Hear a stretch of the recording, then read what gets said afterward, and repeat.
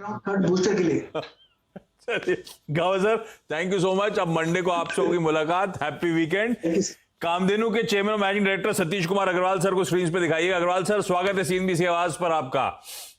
अच्छा अग्रवाल सर, कई सारी चीजें हैं जिसमें क्वार्टर टू के नंबर्स जो अभी अभी आपने घोषित करे उस पर बातचीत करनी, पहले उस पर बाद में आऊंगा। आपके आने से पहले मैं पढ़ रहा था, लार्जेस्ट टीएमटी सेलिंग ब्रांड है आपका हिंदुस्तान में रिटेल सेगमेंट में। ये रिटेल सेगमेंट मतलब ये टीएमटी बार्स का कुल बाजार का कितना बड़ा है रिटेल सेगमेंट, आपका मार्केट शेयर कितना है और इंस्टीट्यूशनल में कितनी पकड़ है आपकी?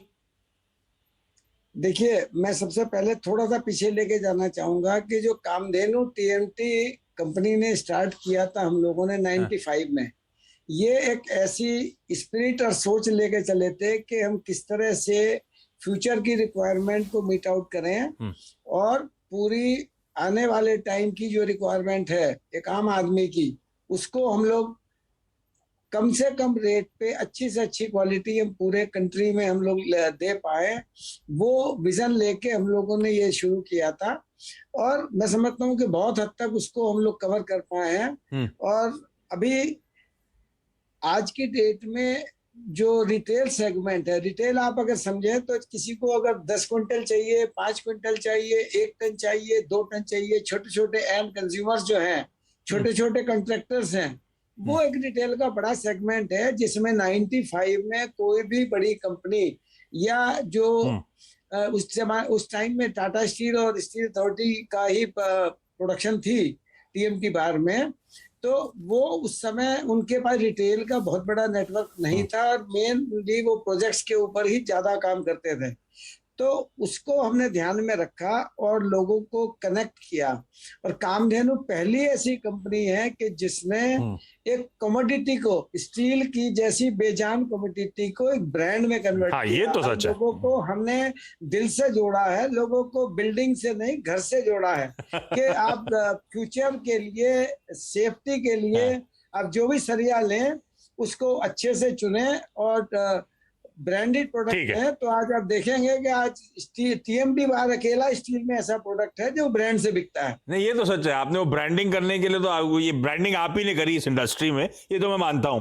कामधेनु नाम से जाना जाता है। पर ये बताइए, मैं वेबसाइट देख रहा था, इन्वेस्टर रिलीज आई आपकी, 75+ फ्रेंचाइजी यूनिट्स हैं जो steel rebars, structural steel products, colour coated profile sheets वगैरह बनाते हैं। ये क्या सारा धंधा एक मैन्युफैक्चरिंग आउटसोर्स? आपका खुद का एक टीएमटी प्लांट हुआ करता था, उसके अलावा सारा कुछ क्या अब आउटसोर्स कर दिया गया है क्या? ये फ्रेंचाइजी बेस्ड चलता है क्या? एसेट लाइट मॉडल पे फोकस हो रहा है क्या? जी हाँ, आपने सही समझा है कि ये एसेट लाइट मॉडल है। और हमारा अपना पहला प्लांट जो इसको हम R&D यूनिट भी यूज करते हैं। और जैसे पिछले 10-15 साल में हमने कंटिन्यूअसली नए से नए प्रोडक्ट हम लोग लेके आए हैं, तो उसके लिए भी हम अपना मेन प्लांट यूज कर सकते हैं। उसमें भी हमारे पास लगभग 1.5 लाख टन की इंस्टॉल कैपेसिटी है, जो हम मार्केट में नॉर्दर्न एरिया में NCR रीजन में बेसिकली फीड करते हैं। तो आप ये समझ लीजिएगा कि अकेली ऐसी कंपनी है जो छोटे इन्वेस्टर को बेस्ट क्वालिटी का प्रोडक्ट और हम लोग टाइमली दे पाए, ये लेके हम लोग चले थे। और आज मैं समझता हूँ बहुत बड़ा सेगमेंट है ये कि रिटेल में कामधेनु को मार्केट लीडर है और बाकी जितने भी और ब्रांड हैं वो उसी को फॉलो करते हैं। अच्छा, इस बार जो क्वार्टर टू के नंबर्स आए वो आप लोग को आपकी स्क्रीन पे नजर आएंगे। ये कंपनी 2 सेगमेंट्स में अपने फाइनेंशियल्स रिपोर्ट करती है, स्टील और पेंट्स का। मैं दोनों सेगमेंट्स पे अग्रवाल साहब आपके पास आऊंगा। पहले पेंट, आजकल वो बड़ी सुगुगाहट रहती है, चर्चा रहती है, और इस बार अच्छा ये लगा कि लगातार लॉसेस के बाद अब वो पेंट का बिजनेस प्रॉफिटेबल होता हुआ नजर आ रहा है। कांग्रेचुलेशन उसके लिए।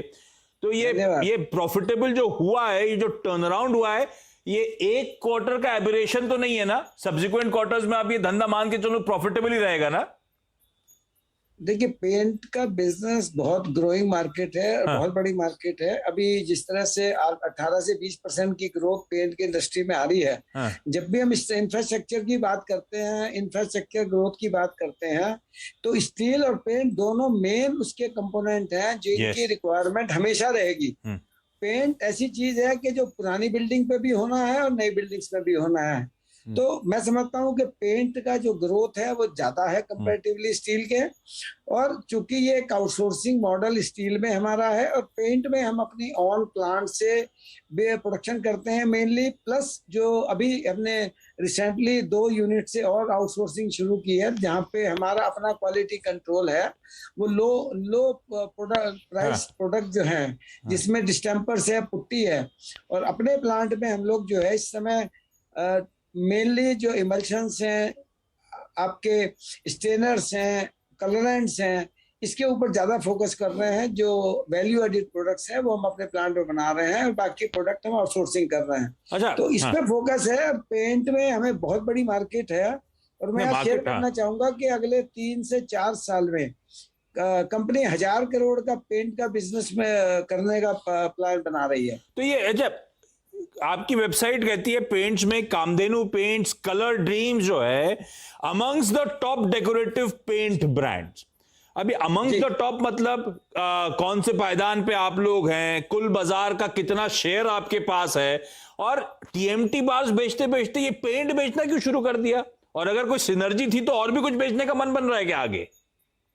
नहीं, देखिए क्या होता है कि कभी मन में था अब से 10-15 साल पहले कि one stop solution for construction industry हम लोग काम करें। हाँ। लेकिन बहुत ज्यादा प्रोडक्ट में जाना पॉसिबल नहीं है। अच्छा। अभी मेन फोकस स्टील और पेंट के ऊपर है, क्योंकि जिस समय स्टील लगता है तो उस समय कंस्ट्रक्शन जब शुरू होती है तो वहां स्टील की एंट्री होती है, जब फिनिशिंग होता है तो पेंट पे जाके होता है। हमारे पास अपॉर्चुनिटी है फ्यूचर के लिए, क्योंकि आज हमारे पास 11-11,500 डीलर का नेटवर्क है स्टील और पेंट में, तो उसको लीवरेज हम कभी भी कर सकते हैं, तो बहुत सारे और प्रोडक्ट ला सकते हैं। लेकिन अभी एट प्रेजेंट कंपनी का फोकस है कि हम पेंट को लीवरेज करके 1000 करोड़ की सेल पे लेके आए, और चूंकि ये बहुत छोटा रिक्वायरमेंट है हमारी, जिसको कि हम आराम से ग्रो कर सकते हैं, क्योंकि हमारे को हर साल 40-50% की ग्रोथ पे भी लेकर जाएंगे तो हमको 200 करोड़ की मार्केट शेयर चाहिए, जो मार्केट हर साल 4 से 5,000 करोड़ का बढ़ रहा है।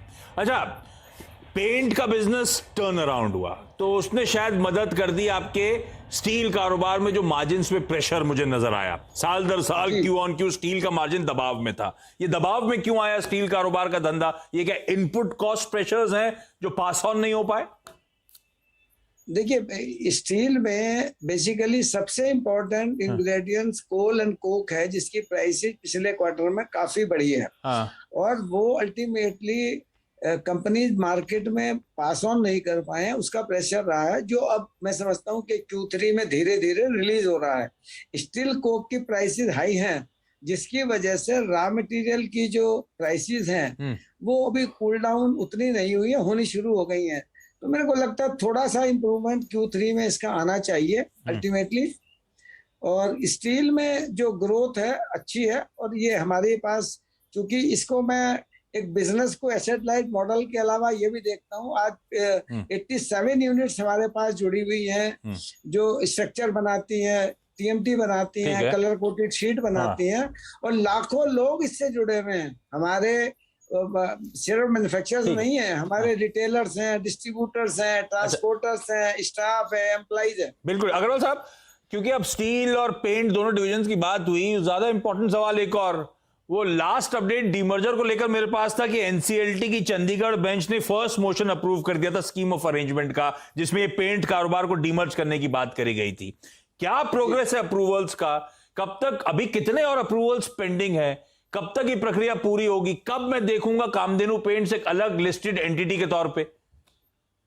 देखिए, काफी फास्टली काम चल रहा है, और सेकंड मोशन एक्सपेक्टेड है कि हमारा बाय एंड ऑफ दिसंबर जो है वो अप्रूव हो जाएगा। और हम होपफुल हैं कि डीमर्जर की जो ऑर्डर है और लिस्टिंग है वो by the end of this financial year हो जानी चाहिए, ये हम एक्सपेक्ट करते हैं। हालांकि आज की डेट में कोई ऐसा हमें हिंड्रेंस नहीं लग रही है, और काफी तेजी से काम चल रहा है, तो होपफुली इस फाइनेंशियल ईयर के अंदर अंदर जो है डीमर्जर की प्रोसेस भी हो जाएगी और लिस्टिंग भी हो जाएगी। अच्छा अग्रवाल सर, जाते जाते वो पढ़ रहा था मैं अभी कुछ समय पहले, आपने प्रीति जिंटा को ब्रांड एम्बेसडर के तौर पे साइन किया डेकोरेटिव पेंट कारोबार के लिए। आज इंटरव्यू के लिए लेके नहीं आए सर? देखिए प्रीति जिंटा, ये नो डाउट कि उनका एक बहुत बड़ा सहयोग हमारे साथ है। और इस बार प्रीति जिंटा को हमने टाई अप किया है एज ए ब्रांड एम्बेसडर, क्योंकि पेंट में हाँ और उनके बहुत सारे मैसेजेस, बहुत सारा डिजिटल मीडिया के थ्रू, ऑनलाइन और मैं वो समझ गया, मैं कह रहा था इंटरव्यू के लिए लेके नहीं आए साथ में आप। आपने सर मुझे इनवाइट किया था तो मैं आज आ गया हूँ, और नेक्स्ट टाइम आप कहेंगे तो प्रीति जिंटा से मैं लेके आऊंगा, या आपसे सीधा इंटरव्यू कर लेंगे वो कामधेनु के भी आप पे। मजाक कर रहा हूं Agarwal sir, thank you so much, मजा आया आपसे बातचीत करके, डिटेल में धंधे के बारे में समझाने के लिए थैंक यू।